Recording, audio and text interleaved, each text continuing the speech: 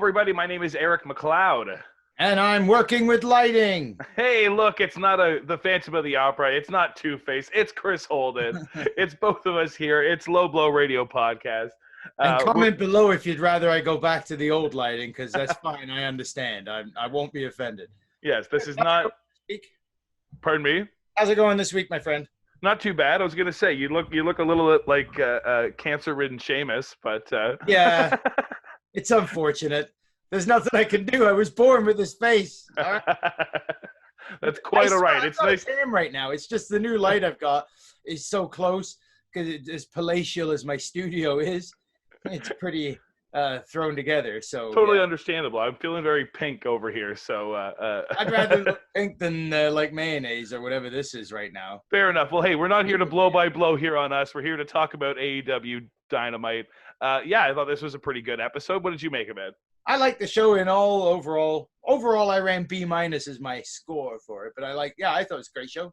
Good, fine. Yeah, definitely sitting right there in the B's. Not one of their like big top A+ episodes you could always kind of jump back to, but it definitely had a lot of great moments. So let's hop right into the blow by blows here. Before we get to this first match, it was kind of interesting to see they had real fans out there in the crowd. I didn't hear that really announced online beforehand.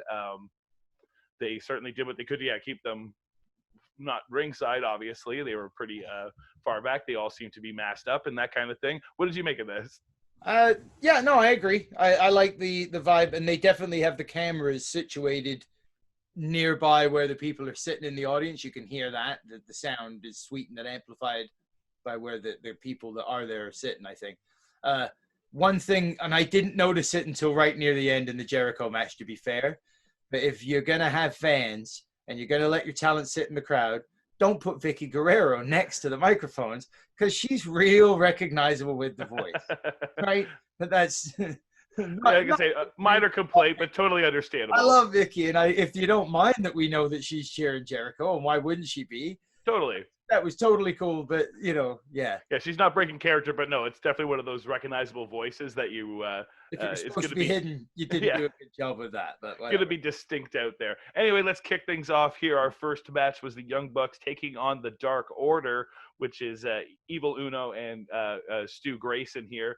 Don't call him Dick if you're JR calling the commentary. Yeah, I think the Dark Order are really sort of, especially this unit of them. It's unfortunate now we have to sort of differentiate them separate, like name-wise or whatever. They were sort of the initial Dark Order before this whole thing kind of became something else that it is. But they are definitely the upper echelon of the Dark Order members, and they're definitely showing it here in matches like this. For sure. When they said at the beginning it's the number 3 and number 4 ranked teams, I assumed it was the Bucks ranked 3. It's not. The Bucks are the 4th ranked team. Yeah. Stu Grayson are ranked 3. So, yeah, and they looked every bit of that during the match. It was a decent start off. The other Dark Order members were all there and started off the match with a big assault. Yeah, definitely gave them the advantage early on. So they attacked the Bucks before the match had even started, got the sort of advantage for them there, working over Nick Jackson early on.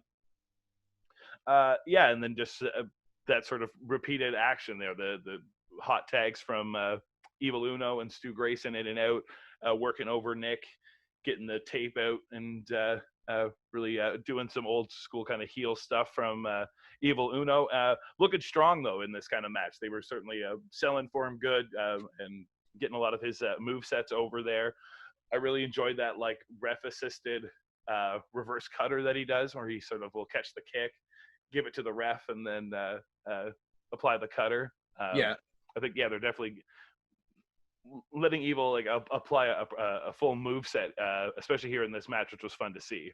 The Healy aspect, and they played the heel role, and they played that up well. Yeah. And, yeah, I like you don't always have to have this distinct good versus evil in wrestling to make it work for me necessarily.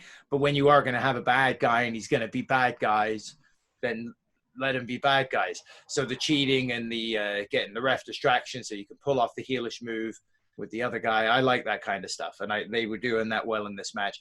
And they cut off the ring nicely, working over, I think it was Matt the second time around that they had on the inside of the ring, working him over pretty good until he got to the hot tag.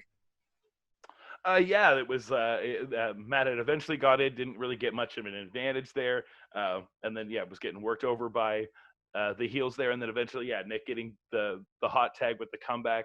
Oh, it was the Poison Rana that Matt hit first, which was really cool on Yeah. Stu Grayson, be able to sneak between the legs of Evil Uno. Like I say, just enough of the sort of like comedic heel stuff with the like sneaky heel stuff with the aggressive heel stuff. So getting the Dark Order guys over in a real big way here. And then Nick, the best comeback in the business, as he was willing to tell you there on the camera, just going through one hell of a super kick party here. Yeah, I'm trying. I thought I actually wrote that down. Best comeback in the business somewhere. Trying to find where I put it. I made your observation from last week that there were no tag ropes in this match. Yes, I wish I had made a note of it as soon as it happened, because I mean, I feel like they didn't have them at first, and then all of a sudden they brought them in, and then they seemed to like not come and go, but like not be utilized as as much kind of thing. And then when the FTR came, it became very apparent that they were not there for a lot of their like later matches and stuff. So I was like, this feels like it's a very deliberate action, and now I look for it every time. Nick hit Evil Uno with a super kick while he was hung over the bottom rope.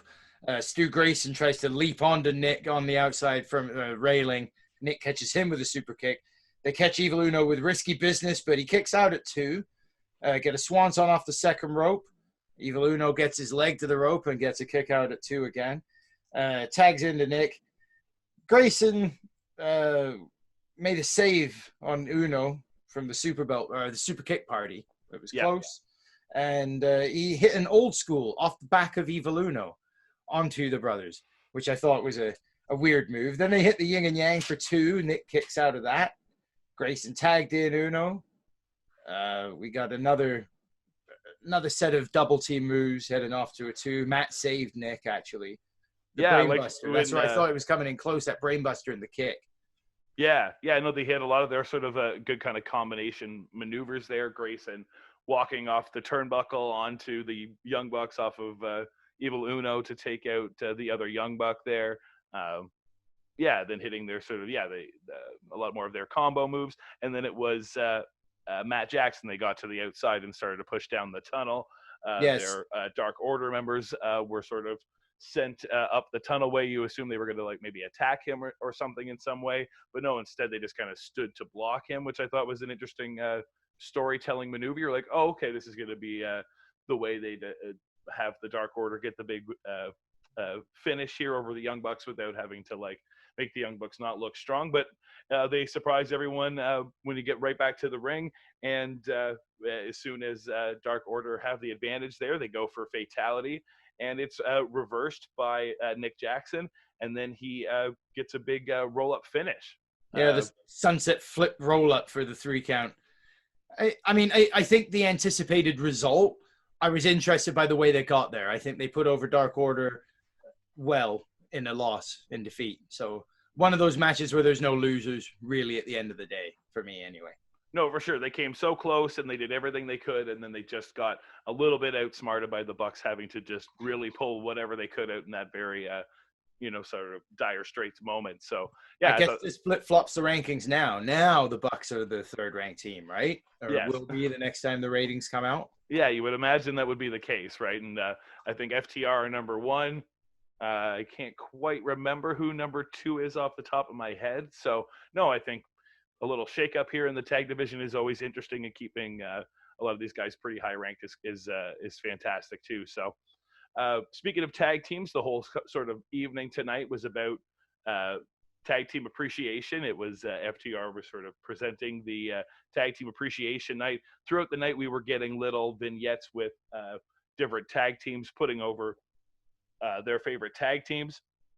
The first one was a interesting one, where it was our current champions, Hangman Page and Kenny Omega, saying that their favorite tag teams were Kenny said the Young Bucks, and then Hangman was like, well, I thought it would be us. We're the champs. I mean, makes sense. So a little bit of a dispute there, but certainly I love the way Young that Bucks over. The way that was handled with Kenny too, saying like, oh, well, yeah, but we're singles Don't worry about it. The whole time Hangman's sitting there with 2 fingers tapping the belt. Yeah. Like this. Just, subtly, it's us. Or at least that's what this meant, isn't it? Like, it's more of a message to the Bucks, I think, than anything else. Yeah, just like I think titles mean everything. Yeah, no, I think that was definitely a key thing that'll play in later on for sure. Coming up down the road, the next sort of thing we had going on was MJF being summoned from his locker room yet again. Get a little run down the hallway, not run, but walk down the hallway from him, heading down his campaign trail to give us a bit more of his sort of push. Leading into a really fantastic promo yet again from MJF. Yeah, they brought the podium out again, his second address right after the break. Good speech, delivered it well again. I mean, it's the same. I want to say it's typical of him now because it started it's really good, but it's typical of MJF to be really good. So it wasn't earth shattering, and it was. So it was similar to last week's playoff, except Moxley came out this week and interrupted. Did end up hitting it with the paradigm shift because MJF had sent all the security guys up into the crowd to catch him as he's coming down the stairs. Yeah. And where he usually comes in from, and instead, Mox is smarter than that and watching on a monitor. So he waits until security leaves. He runs in, hits the paradigm shift. And that was brilliant as well, the selling from MJF. After Mox cut a little promo, hyping the match as well. And then MJF lying on the mat, nurse at his neck, screaming, "Oh, God, I can't get up. Oh, God." Just a great build for him to sell another injury, which is always fantastic from MJF. I can't wait to see the neck brace, probably a halo. He's going to have the whole sort of setup to really sell how bad he took this. No, I thought this promo was on Twitter tomorrow or tonight. Oh, yeah. So I'm looking forward to that. Yeah. The selling of this paradigm shift will be glorified for sure. But no, I enjoyed this promo for sure. I really liked when he was selling the stuff about not wanting to look up at the lights and stuff like that, when he laid down on the ground and was cutting the promo from that pinned position, that kind of stuff. That visual was a nice, interesting, sort of different. I like that he could change it up a little bit there, be a little creative and mix it up in that sense. But yeah, you sort of knew that eventually this was leading to the Moxley sort of encounter. So yeah, we finally got Moxley coming out from the stage. Yeah. And didn't know he knew where the stage was. Yeah, exactly. So he figured he'd trick everybody. Is Gorilla. Hey, nice. It's nice back here what you've done. Huh, not too bad. The tunnels aren't so bad. Yeah. So we had another quick little vignette thing from Matt Hardy. We first sort of caught everybody up on him taking that nasty chair shot from Sammy Guevara last week and getting busted open. I think they mentioned it was like 13 stitches. Yeah, he had to get in the top of his head. So pretty nasty looking gash that he had. It was all taped up here. Calls out Sammy, saying that he wants to have a match with, or an encounter, I guess, with him on Saturday. They didn't really announce a match for the two of them on that Saturday card coming up next week, but I think it's certainly going to be leading to something between the two of them pretty soon. And then he seemed to sort of have a bit of a brain rattle, and then he went and attacked ref Mike Posey, who he thought looked too much like Sammy Guevara. During his promo, and don't forget, now we're at Matt Hardy is old-time Matt Hardy. He's given up all the gimmicks, all the characters there. He's not doing that right now. But during the promo, he went into delete Matt Hardy mode, right? Like into the Broken Hardy. Yeah, well, and then a little bit, and then he gave you a fact, though, so it was a little bit of V1, so it's like there's like, and then he little snaps sort of into beating up the ref. So he's obviously, something's not right with poor old Matt's head right now, and so, which, understandable, that was a heck of a chair shot he took. That's the worst headshot taken with a chair in several years of wrestling. Yeah. So, I mean, if they're going to work that as the story, and if it's going to be the fact that like this version of Matt Hardy doesn't want, to be all the other Hardys, but something's happened where they're coming out and it's sort of out of his control. It could be something creative and different for the broken universe. So we'll see what happens. I wasn't sure what to anticipate from the sort of change from Matt Hardy, if he was going to be just more of a driven sort of standard character and keep the more fantastical stuff for later on. But no, it seems like maybe they're just going to sprinkle it in different ways here. I'm interested to see where they go. I mean, again, this was all put on hold because of the Sammy suspension. So we're just picking up where we left off, kind of. Do you ever have a feeling that like they're even maybe responding to the fact that the fans and people are a little worn out with the cinematic style matches, and that match was potentially leading to something like that, like was going to be something at the Hardy compound, a more broken style match between him and Sammy. He was calling him out to meet him there and that kind of stuff. So maybe they sort of wanted to put a hold on something like that to be like, this has maybe been a little overdone. We need to sort of shift gears here a little bit. I mean, I get the feeling it's still headed in that direction, whether it's cinematic or we're not headed for a match between them, right? So whether they go with some kind of specialty thing in the arena and some kind of cage match or a special thing on that, or they do it cinematic style, you could be right though, because we haven't seen one out of AEW since Stadium Stampede, and they don't seem to want to go back to the well every 2 weeks just because everybody likes something. So. Yeah, for sure. So maybe not naming any names on who does that or nothing. But...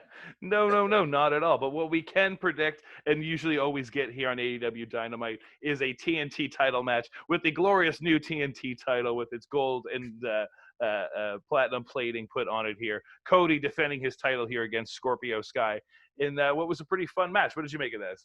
I thought for some reason, I thought the 20-minute time limit was going to play into it. So a little disappointed that it wrapped up what was short to me.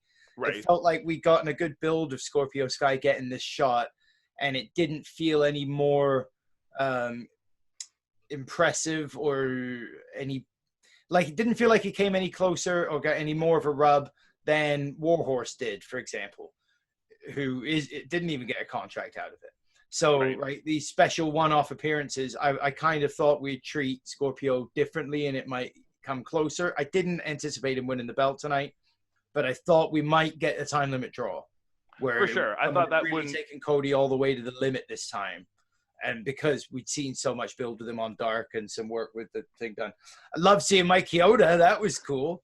No, that was Is Aubrey on vacation with Excalibur or what's going on, though? Yeah, Aubrey was on Dark. I remember seeing her. I don't know if we saw her much though on Dynamite this week. Maybe she wasn't on tonight. Yeah, I guess I didn't see her tonight. With Chioda filling the shoes there tonight, Aubrey maybe was taking a week off.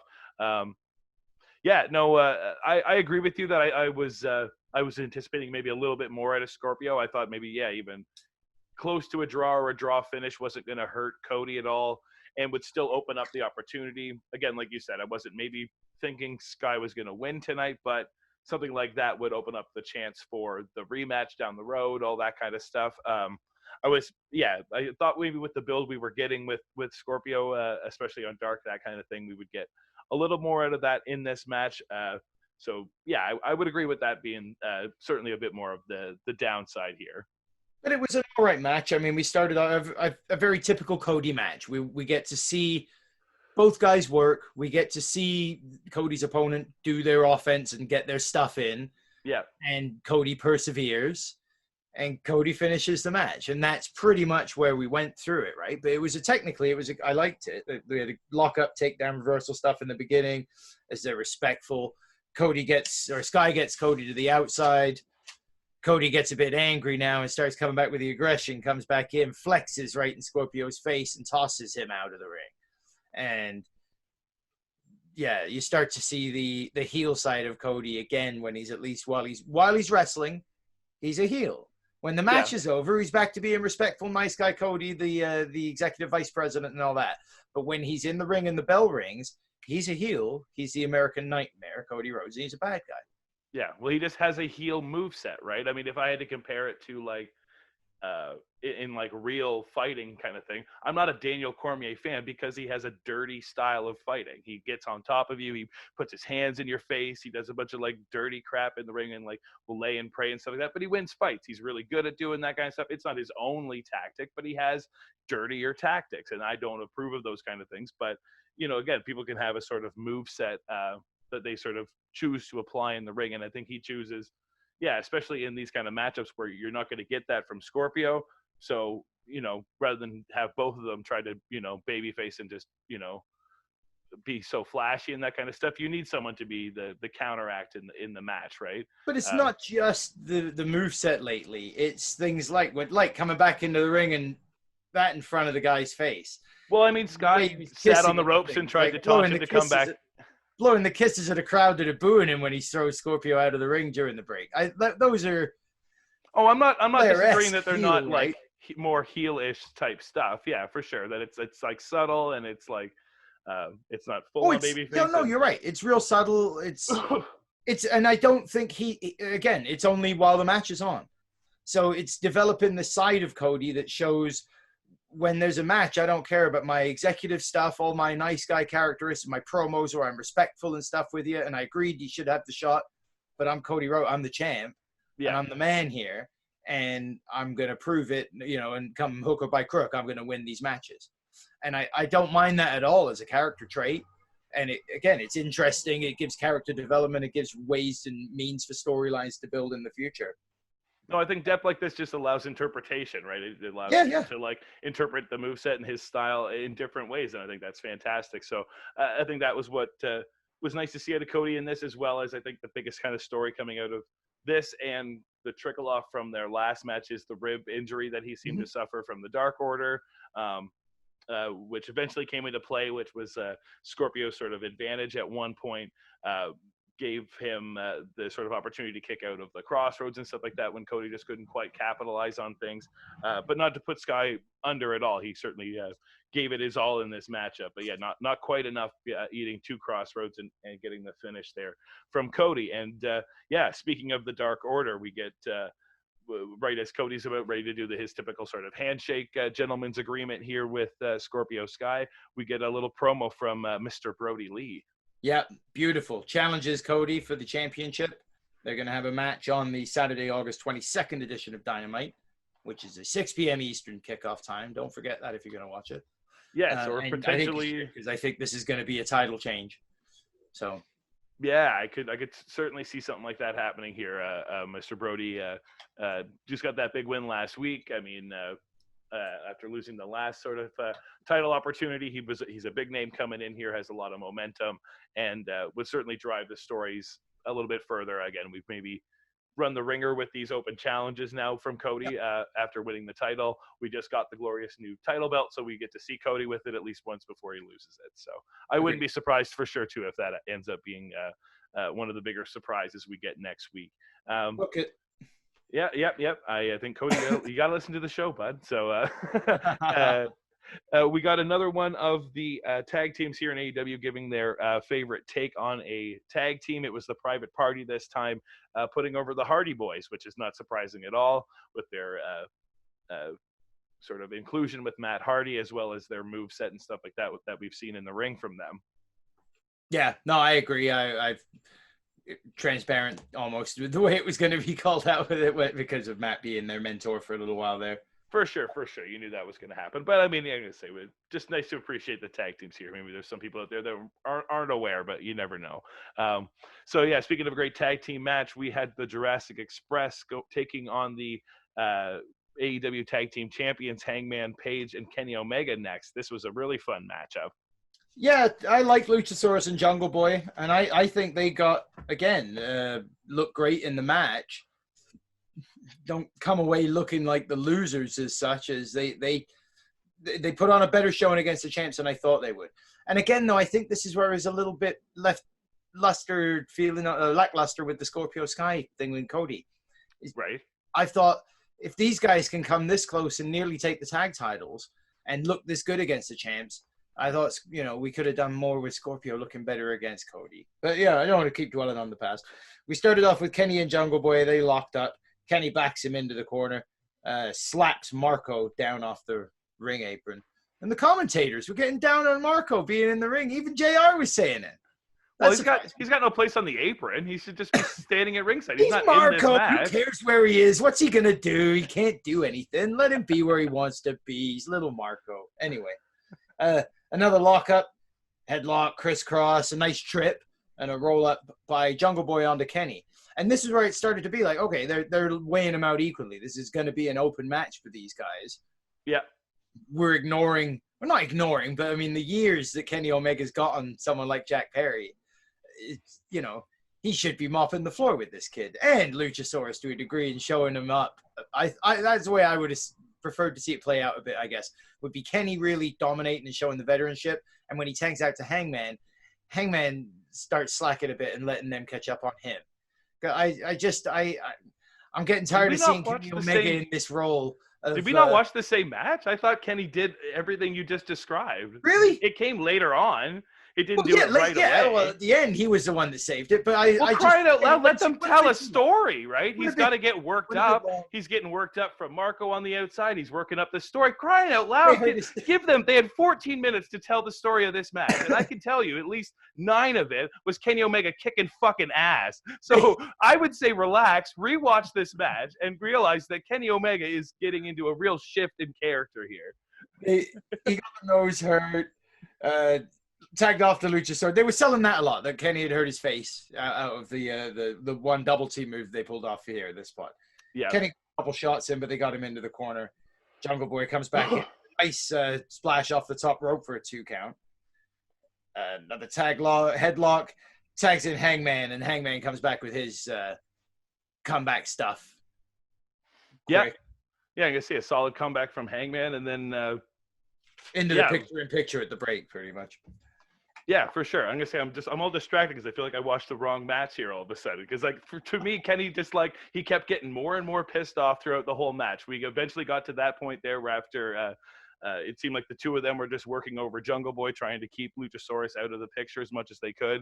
And then eventually, when Luchasaurus tried to get in there and get his sort of kick offense and that kind of stuff going, Kenny just shut him down. He hit him with that huge dragon snap suplex, that kind of thing, and then he just kept fucking running house on it. He did it to Jungle Boy, did it to Marco on the outside, and just kept terrorizing the poor sort of Jurassic Express here. I agree that they definitely looked strong in this, but I thought the story here, to me, and again, subjective wrestling, but was the sort of aggressive side of Kenny. He was pissed off at Marco and almost taking it out on his friends that he was competing with in the ring.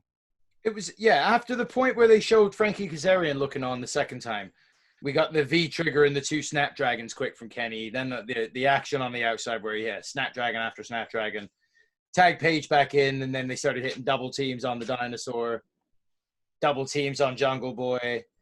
Luchasaurus stopped the buckshot lariat, hit the double suplex by himself onto Page and Omega. Jungle Boy hit a splash. And that was a Dinosaur or Luchasaurus toss Marco onto them on the outside at that point as well. They had the near fall on Page, the kick and the elbow onto Page for another 2 count, and Omega just saved him. You're right. Omega was hitting that boiling point at this point. He tossed Luchasaurus out of the ring. Page hit the bomb. It was like a gut wrench power bomb thing onto Jungle Boy. For the 2 count close call. That was gut wrench up into like the Undertaker style old Kevin Nash like power bomb, and then they hit the buckshot V trigger last call on the Jungle Boy and hit the 3 count there. But I still I guess that you're right. That finish was fairly dominant finish, I guess, for the last 3 minutes, 4 minutes of it. But I thought it was very open for a match. I thought it was the Lucha Express came off looking strong to me. Maybe like I said, I'm not putting them down at all. They're definitely 5th ranked tag team for a reason. They got a real hot sort of expression here. But again, maybe it's subjective art form and all that kind of stuff. Maybe I'd have to go back and rewatch it here to see if I was just focusing on the wrong things or maybe that kind of stuff. But to me, it was just them really kind of working over Jungle Boy and then really trying to shut down Luchasaurus. They were showing off how smart they are still as individuals, and they're growing as a tag team, Hangman and Kenny and stuff like that. But again, it's just going to be the little things that are going to start to whittle them apart eventually. And it could be that this is just more seed planted in that direction where, friction in the team because it came this close against the 5th ranked team. These guys, I don't know. But I thought it was a close, tight match. There were a couple of times, like a couple of the 2 counts after the reversal on the lariat. I thought, no, it wasn't close to a near fall there that I thought it was going to be the finish, but I could see that kind of weird finish similar to what we saw in the main event. I wouldn't have been shocked to have seen Luchasaurus come away with the win in this match, or even Jungle Boy to get the shock pin, because I don't think the belts were on the line, right? No, it was a tag team title match. It was a title match? Okay, I wasn't sure. Earlier they said it was the World Tag Team Champions are fighting these guys, and then going into the match, they seemed to say it was for the belts, but I wasn't sure. So, okay. I do believe as far as I'm concerned. Okay, if it was for the titles, then I wouldn't have given him a hope in hell, but I thought it was a non-title match as well. So, see, sometimes that's different how you can view a match too, right? I knew this was a title match, so maybe that's what I was focusing on more. So again, it's subjective art form, and we always leave it up to interpretation here. So if everybody thought it was the same thing, there'd be no reason to talk or watch shit like this, right? Exactly. So a quick little thing from Santana and Ortiz, kind of messing up the best friends stuff, saying that they're not ready to apologize at all, and you shouldn't leave your shit in the van, I guess. But was that bleach they poured on the shit in the water? I couldn't tell if it was bleach or laundry detergent. Why'd you put water on it as well? The water, that made no sense to me. I was like, why bleach and then water? That didn't make any sense. So yeah. All right. So as long as that made sense to neither of us, good. Yeah. No, that was their apology for smashing the van. Is now we'll fuck up your stuff. Yeah. So. And we sold the tires and that kind of stuff. So no, they're certainly not ready to apologize. I could see that do an I quit style, but forced apology match or something like that, on the line type deal. Coming up to All Out or something like that between the best friends. Could certainly understand that. We got the Butcher and the Blade putting over the Road Warriors, another sort of duh kind of moment for the tag team choice, but again, great historic choice. Perfect pick for the two of them in comparison. Well, I like that somebody put over the Road Warriors. I mean, again, they're not working. Neither one of them is working with AEW that we know of. Well, Animal is not working with AEW that we know of. It'd be hard for Hawk. So, yeah, I was really happy to see, because Legion of Doom is one of my all-time favorite tag team in wrestling. Reasons I watch wrestling. I love those guys. So big, dominant, awesome in the ring. No, very best tag team finisher in the world, baby. For sure. No, I see where you're coming from. Yeah, it was nice to see like a different team being referenced, not just the bubble of AEW the ones that are here. Exactly. Yeah. So speaking of that bubble, even old and new, we jump into the Tag Team Appreciation Night celebration going on in the ring here. You get the Young Bucks and the Rock and Roll Express on one side, FTR with Arn and Tully, the Four Horsemen, Brainbusters, all kinds of tag teams you can reference there for the two of them. Sadly, they're not allowed to reference any of them, so they have to call them Tully and Arn. Tully and Arn. So yeah, we'll do that here for them. So it does make me laugh. There's 4 different names you could call this team, except you can't. You can't. No. So hey, it's Ollie and Tarn, and hey, if you know, you know. That's why they're standing here together. So the Young Bucks kind of put over the Rock and Roll Express, kind of being that one of the really inspiring tag teams for smaller guys like them to get into the business and tag teams and stuff like that, as well as like the Hardys and things like that. So nice to see them put them over here, and then you get a really invigorated promo from was it Ricky? Yeah, Ricky Morton stepped up and was singing the praises of the Young Bucks. Yeah, singing the praises of the Bucks, saying that they're best tag team going right now, all that kind of stuff, leading into Arn to take the mic, kind of put the Bucks over as best he could before eventually pointing at FTR and saying that these guys, in his opinion, are the best tag team in the world right now. We get a pretty charged up Tully as well, getting on the mic, starting with just sort of laying into both tag teams, saying, hey, you're both sort of talking tag teams, talking about being the best, talking about all this kind of stuff. I don't see any gold in this ring. And he makes a pretty fair point about, don't be calling yourself the best without having something to really show for it here. Arn tries to kind of calm him down as well as everybody else, which leads to Tully getting in Arn's face about the matchup over a year ago almost that Cody and Sean Spears had. So showing that there's still maybe a little bit of friction there. And then we start seeing Sean Spears appear from the little tunnelway on the stage. Yeah, so just as he's coming out and Tully's taking issue with Arn wearing the Nightmare Family crest on his blazer and Arn standing up for himself, out of nowhere, was the Rock and Roll Express hit Tully? Was that the beginning of it? I thought it was one of them that launched at Tully for. He turned to them and was about to be like, and another thing. I could say, and then and Ricky slapped him, and Ricky then it had sort enough of listening to it. Yeah, started the smudge. Everyone started to back out. Yeah, got a little hot-headed there. And then when everyone sort of collided, Dax hurt his knee again. Yeah, Dax fell over. Oh, of course, yeah, that his poor knee. He fell over, hit his knee there on the ground. Starts taking the brace off because I'm guessing the tension was just too tough to take. The Rock and Roll Express seemed to be the last ones out of the ring there, and I mean this was pretty telegraphed as he hands off the knee brace to Cash, and you see that the Young Bucks are up on the rampway trying to sort of de-escalate the situation there as well, but you can really see Sean and Tully causing interference, keeping the Young Bucks from turning around and looking back at the ring as Cash and Dash, the FTR, attack Rock and Roll Express here, hitting them with the knee brace, beating up Ricky, and then getting him up for the assisted pile driver. Yeah. Kudos to Ricky Morton taking that spot too. Every time he shows up, you know he's going to get beat up now. Yeah. If you see the Rock and Roll photographs and gets his table broken, whichever show he's on, he's not having a great night. No, it's very true. Or he's going through tables. That's what it was like last time he was on AEW. So he doesn't have a great track history. You got to keep an eye out every time the Rock and Roll Express seem to show up here. I don't know if they'll make another appearance after that. It was pretty devastating to see. So yeah, they take this move. The Bucks turn around, see it, rush the ring to get the FTR out of there. They quickly sort of dismiss the whole thing. So hands up. We didn't do anything. What happened? What? Walking around the outside, not taking the blame. Kenny and Hangman came in, of course, as well to stand up for the Bucks and help out them and make sure everything was going to calm down. And yeah, they were very apologetic to Hangman.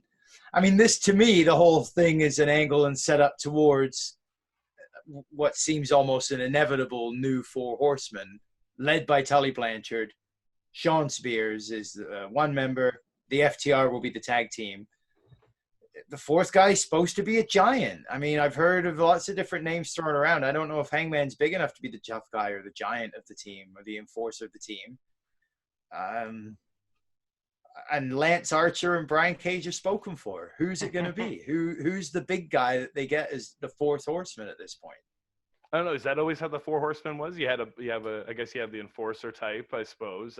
Pretty much. You had Psycho Sid. It was Lex Luger, or it was Barry Windham. There was a big guy in the team at most points. I mean, I suppose the original Horsemen back in your days of Tully, Flair, Arn, Ole, there wouldn't have been a big guy in that grouping of it. Yeah, maybe that's more what I picture in my head. I forget about the sort of the Lex and the Sid days and stuff like that, and I forget where you sort of would put like Pillman or Benoit and things like that when you put in that sort of discussion. But no, I think Benoit was such a rapid animal at that time, though. Like Benoit fit that role of being the enforcer because he was the Wolverine, like the suplex crippling machine at that point. So if you had Hangman multiplied up and amped up aggression wise, and then you could fit that role, but he's too Mr. Nice Guy right now. Well, for sure, but I don't think the Four Horsemen are going to be a face team, right? So no, I doubt it. I clearly think he would have to then be changing up his moveset, and I think he'd be wrestling quite differently if that was the case. So no, I think it could potentially be going that way. They also could be again trying to run you down that road to eventually swerve on it as well, because it seems so telegraphed. But again, we have got both sides of that coin here in AEW, which is kind of nice. It's nice not to be able to predict it right away. Makes it more exciting to see what's going to happen. So we'll have to see what plays out here in the tag team division next week when we get a bunch more awesome tag team matches on Saturday night. We had Jericho confronting Mike Chioda, congratulating him on getting Kiki here, getting to work in AEW, saying he kind of helped him get his job back at other places at one time, and then helping him get this matchup here. And he's sort of hinting that he's hoping Kyoto's going to help him out in this main event. When I tell you to do the right thing, you just do the right thing. I'm going to call it down the middle. You call it down the middle on the right thing. That was No, great. when Jericho wants to be funny, he can be hilarious. So this was a great sort of you knew they had a lot of chemistry and camaraderie from the past. They definitely had the things they'd said traveled the world and those kind of deals. They had a lot of history together, and it showed But here. I did write down right here in the notebook, Cassidy's gonna win. That's when I wrote it down, right after that little confrontation. Because That's fair. I was pretty sure last week, but yeah, was a pretty definite confirmation for me too. That I was like, well, you kind of telegraph your ending here, but I'm still gonna try to not anticipate it coming too much. We got a quick little women's title whoa, hang on, you're missing Sammy. Did you Oh. not get the picture-in-picture stuff, or how I did. If it's like commercials or stuff, I try to like dip out for smokes and things like that. But okay. And I mean, to be honest, I'm not the biggest Sammy Guevara fan. So when he comes on screen and I got a chance to dip out, I dipped out. What did I miss? Sammy comes out to take us into the break with his cue cards. And almost right away, and they're all like, they're signs. It's a cue card signs to Matt Hardy, and he's just cutting a promo on Hardy. But almost right away, you hear the voice say, "We got 15 seconds." So Sammy starts rifling through the cards at like the pace of Bob Dylan in whatever song that was, 49th Street Blues, like where he's like dropping the cards as fast as he can. The cards start going, and then he gets to like the second last one, and he's like, I'm sorry, I meant 1 minute. We got 1 minute. No, and Sammy's like, thanks, bud. You told me 15 seconds. Thanks a lot, man. But I'm on the last one now. I don't know what we're gonna do. I guess I'm just gonna picks up a chair. He's like, you remember this? He's like, it was pretty funny. And then at the end, he finally says, okay, for real this time, 15 seconds. So Sammy picks up a chair, sits on the chair, and at the end of it, they went to break. So like, Sammy Guevara got to do the picture-in-picture bit before a break. And then when it came back, I thought we were going to see him in the ring. But no, we had Heather Monroe in the ring waiting for Sheeta to come down. Very confusing. Yeah, he did one of these bits a couple of weeks ago too. That's why I'd left too. I was like, it's just going to be him doing one of these card gimmick shticks again. And again, it's just the same stuff from Sammy. But again, funny hearing you reenact it, and I don't even think I need to go back to see it because I'll probably just see it on Botchamania in a couple of weeks. So yeah, this is a moment, that's for sure. Anyways, yeah, it was nice to see the champion here. Hikaru Shida came out to have a bit of a squash match here against Heather Monroe. Heather Monroe looked strong coming out, though. She came straight out the gate, kind of charging right at Hikaru Shida. That kind of drew out the fury of Shida a little bit. They had a bit of a sort of back and forth there. She did end up countering the Falcon Arrow, which just definitely woke up Shida. She doesn't often not win a match with that maneuver. And then she ended up locking her in the stretch muffler there for the finish. A quick match, but a real sort of strong look for Hikaru Shida. And always nice to see her wrestling on the show, not just out in the crowd. Yeah, it was nice to have her in the ring. A very countery match. And I was surprised again by the way that, like, usually her squash matches have been fast, where, yeah, the opponent gets a bit of offense in and then she snaps and she move, win. And tonight was different, where Monroe, yeah, like you said, reversed that Falcon Arrow and got a 2 count out of it. And then Sheeta just blocked in the submission. There wasn't really much of a transition between any of the spots. It was spot, finish. So fine. But yeah, it was a brief appearance for the girls and a brief appearance for Sheeta. The debut for Monroe up against the champ, which again was a little bit of a not questionable. I guess you just want to keep giving Sheeta wins, and you don't want to give losses onto anybody that you want to be mattering right now. The other women are in the tag team tournament. I can't remember the name of it now. The final, whatever. The Deadly Draw, the women's tag team tournament. Yeah. For the cup, anyone in that, regardless of if you've already lost, I think they're just trying to keep them out right now of anything. So yeah, I understand. It was fine. For sure. I think she did. Girl, get a program going. And again, I think I understand that you got a problem right now where you got Britt Baker's on the sidelines. You got her working up to a thing with Swole anyway. No, I think the whole division is just sort of, they're stuck. They were doing a really good job. Like they didn't come out of the gates as hot as they had anticipated. They tried to do what they could with Rio. I don't know what to get too much into this discussion here with this stuff, but like they did what they could there. They tried again with Nyla, and then after the Nyla thing, they seemed to sort of be catching their ground. They were getting some girls over, Penelope Ford, getting like again, Britt Baker, Swole, Chris Statlander, that kind of stuff. And then not only with the COVID stuff hitting, those two big stars that were getting such a big push had huge injuries right as Sheeta took the belt and was getting ready to start feuding with people like Britt Baker, with getting Chris Statlander in the mix. Those were two really big stars that all of a sudden just disappeared from the show, and now you didn't have anyone to fill those shoes. So they're doing their best to sort of, keep everyone sort of utilized. They knew they didn't want to just have Britt taunting Sheeta this whole time, it would imagine, because, I mean, then everyone just sort of knows you're just building to her taking that belt right away at All Out. I mean, maybe in the long run that would have been the better way to be going, because it would have been featuring your belt more. But I think they just didn't want to change routes maybe after they'd already gone the big swole direction.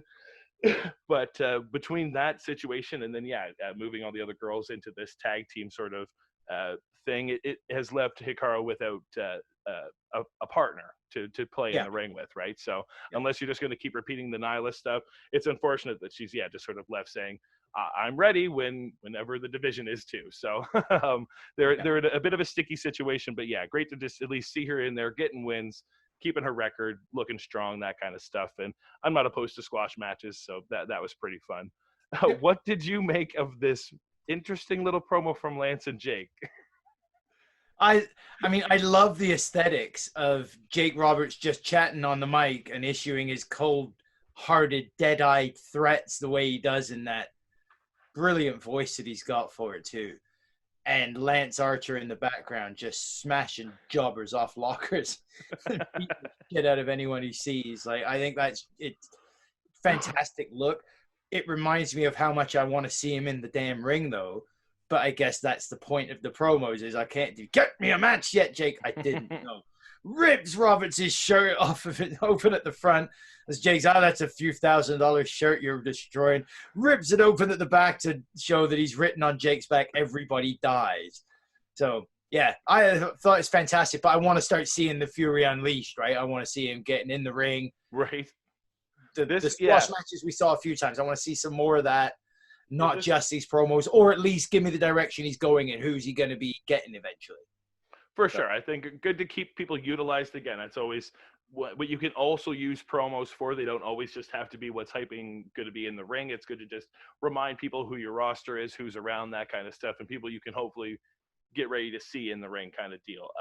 But I think you can only tease it so long before you need to see them in the ring. So I totally see where you're coming from there for sure. And I got a little bit of that in this for sure. I think these vignettes work better if it's pre-taped. Jake with the live mic, it's just too in and out. He was so hard to hear and get the full kind of take of it, because the destruction was so loud and so kind of devastating in the background. And then to me, just in the idea of just, well, did he rip Jake's shirt off another time and write that on him and then tell him to get dressed again to kind of he was sleepy. And just well, Jake was asleep, he wrote that on him, so he got dressed, he didn't realize it was there, I think. Sure. Like at that point, it crossed over to a bit of a silly point, and I'm like, oh boy, okay. I don't want to see Lance Archer writing on Jake with markers anymore. So what I don't like about that is it humanizes Jake, or he becomes humanized when he's talking to Lance. And I think I get it that, well, we're monsters of the same feather, so we're going to stick together, and I'll be more normal when it's me and him interacting. But Lance doesn't seem normal when he's written on your back, tearing your shirt off. So that's the only, for me, it weirds it out a little bit. Lance could have just screamed into the camera, everybody dies. That's it. I'm sick of waiting. And next week we see him start the rampage. It was an odd way to deliver the message. It wasn't Tully Blanchard on the front of your tights weird, but it was different. Yeah, for sure. Oh my God, it was certainly not the poor Sean Spears situation there. But no, this was not my favorite of the Lance Archer sort of thing. So no, I'm ready for the sort of shift there. They start kind of laying out what is going to be different over the next kind of couple of weeks for AEW Dynamite, especially next week being the biggest one. So there's no Dynamite on Wednesday. They are going to try to fulfill their audience in some way by giving them All Out for free, at least part one of it, on their YouTube page. And then, the show that was supposed to be on the 19th has been moved to the 22nd. But, man, they have stacked this Saturday card with a ton of fantastic fights that they ran through here. We had the FTR is going to take on Private Party. The Elite are going to take on the Dark Order, which seemed like it was going to be more Silver, Reynolds, and probably Five. Reynolds, Angels, and Silver. Okay, yeah, then yeah, exactly who it is. We have the finals from the women's tag team tournament. So we're gonna have the semifinals this week on Monday, and then the finals will be on Saturday. So yeah, great to see that. What everyone was hoping for on the sort of main stage, and what I had sort of anticipated too, that they'd have the finals showcased in that way. They're going to have the Lucha Brothers with Butcher and Blade taking on the Jurassic Express with the Natural Nightmares. Cody is going to defend his title against Brody Lee, and we're also going to get Darby Allin in the ring. So my oh my, this is going to be a stacked Dynamite on Saturday. Happen to preamble the NXT takeover. I believe that's happening that evening as well. Yeah. Coincidence? Well, they luck out that they're so early, right? Like the NXT doesn't start till I would say 7-ish, so they're going to get that first hour just as them, and then it's going to be, could they keep them off the? But again, that is exclusive to just the network too. It's not going to be on TV for that, so they're very separate in that sense. But no, I think even just being thrown on a Saturday, a weird sort of shift to the schedule because of being delayed by basketball and that kind of stuff.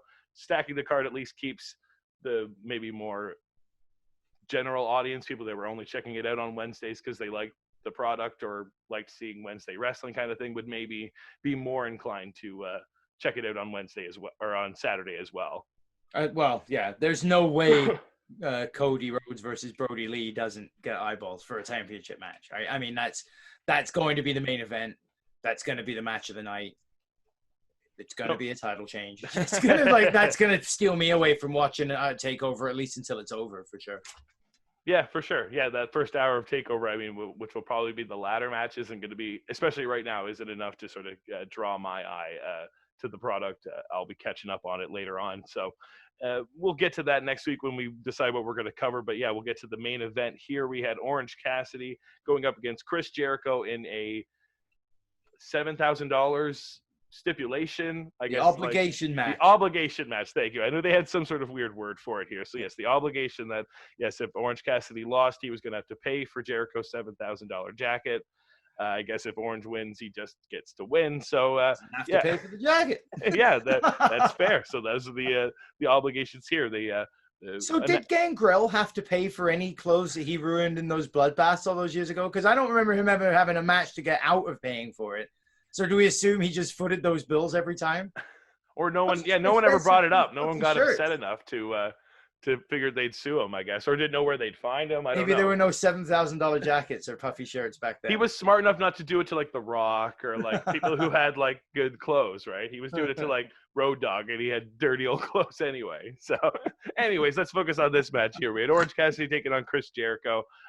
Wasn't the match I anticipated from last week, but a little bit closer. It wasn't the kind of bigger, longer match that they had the last time, but a little bit of the same thing. I'm wondering, like, I was feeling again a little bit of the sort of repetition from the last one, and I don't know. I was struggling with this, with the fact that I'm pretty sure I booked this in my head way better than it is on TV. So I'm trying to not let that interfere with me actually enjoying the product, but where it's just like, oh, but it could have been this. And then, not that I'm not saying that it's perfect the way I would thought it out too, but to me, it feels like now we have, I mean, this could be the perfect thumbnail, not a freshly squeezed orange juice anymore. This is like a half cup of orange juice.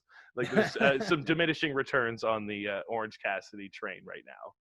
Yeah, I love the hands in his pockets, drop off the top rope. That was made me think of Darby Allin, just the way he drops off in a coffin drop. It was very reminiscent of that. Yeah. DDT off the top rope. I was impressed with that as well. I thought he put on a good match. I mean, I get where you're coming from. I've not followed Orange anywhere near as, like, I don't know him as well as you know.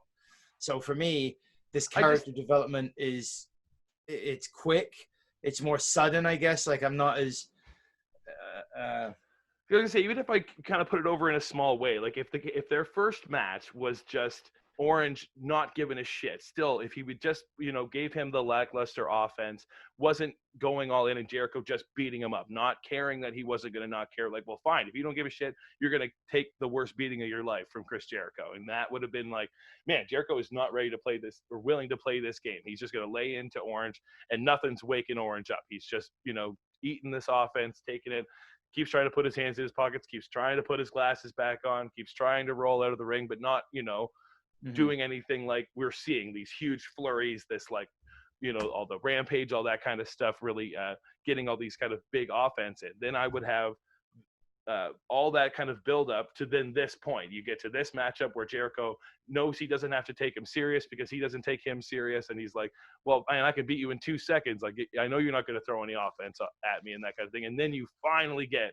this huge flurry from Orange Cassidy. I mean, you've never seen from him, or you haven't seen since the Pac match. Like, boom, it's finally out there, and you finally get to see all this like crazy stuff from him. I don't think not having those things in the other matches wouldn't have taken away from them at all. And now having, you almost anticipate it. Now you're like, well, when is Orange going to wake up? He always wakes up in one of these matches, whereas before it seemed like it was going to take a lot for it to happen, whereas now it just right out the gate he was just ready to go with Jericho. It was instant aggression. There is no more really, like the hands in the pockets was a throwback now. Yeah, it seemed like there's no, and again, maybe there is no time for that in this feud right now, but again, there could have been. There was no time for all the sort of typical Orange stuff, and I think it could have built Jericho's aggression to be so angered for the trilogy. Now, I mean, he still is, and that kind of thing. So, like I say, I don't want to put this match down. It was still fantastic. Orange looked really good. He's certainly getting better in the ring. But I think, sometimes with a character like that, there can be diminishing returns when you just throw the same kind of thing out there. So I feel maybe a little bit of that here, but if the rematch isn't all the way till All Out, maybe there's a bit of cooling off period here. I'm okay with that too. But I don't know. I mean, I don't know what you do with another match at this point. Like, Jericho would have to win a rubber match, right? I think.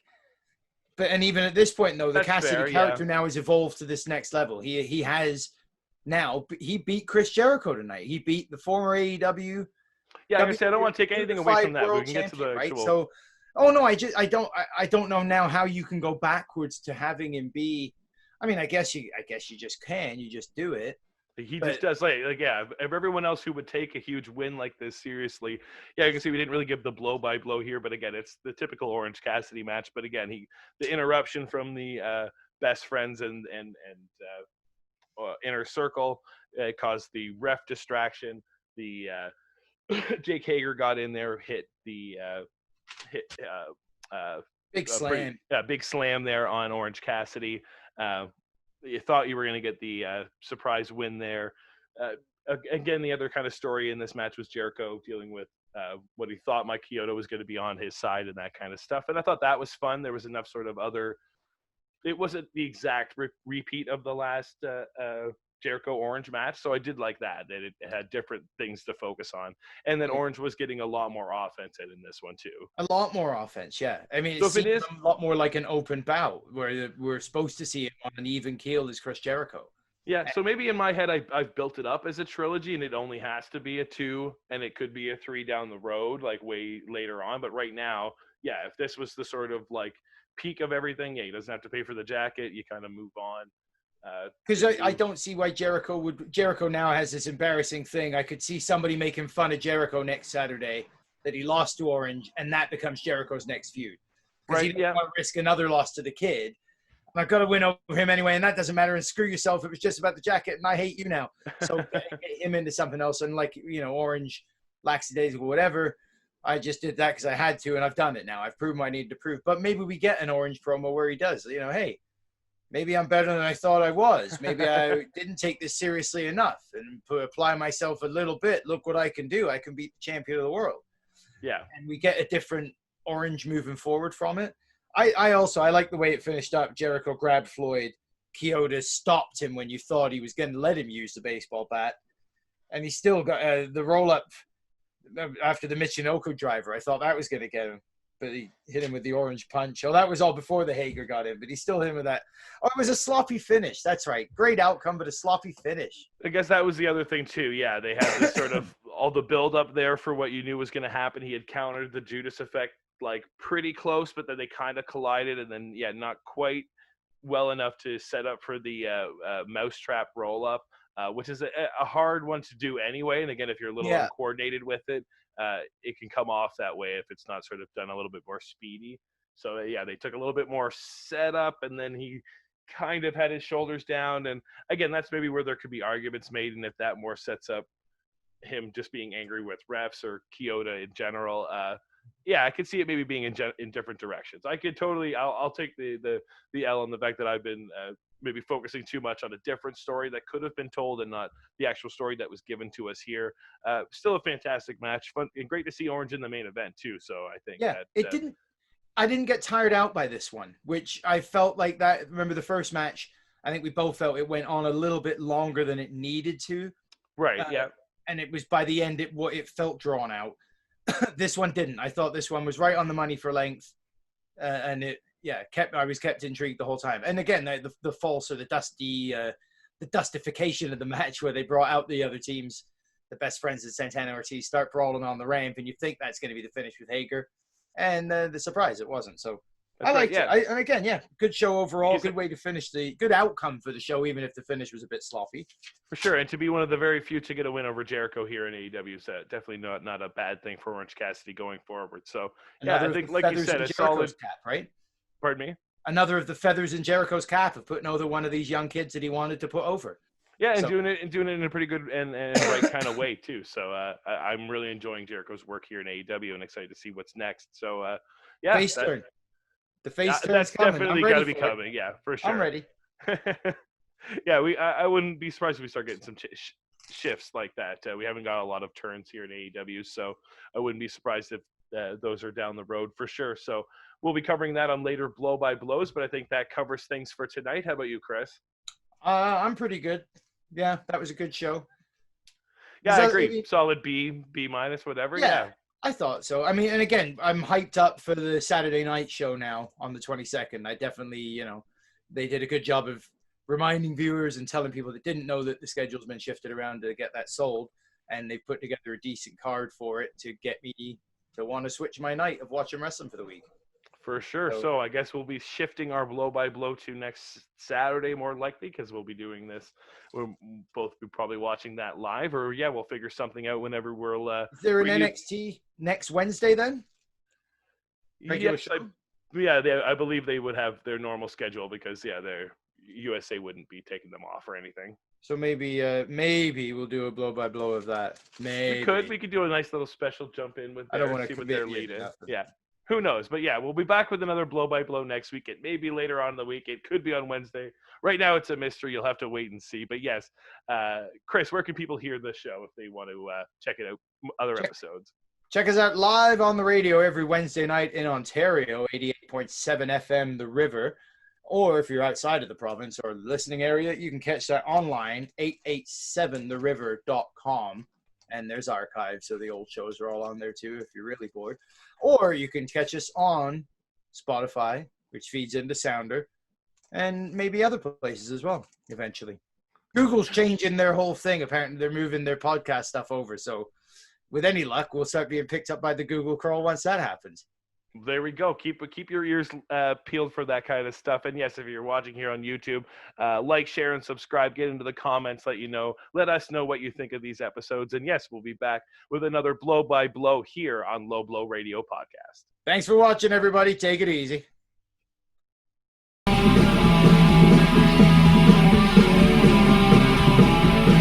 Now we're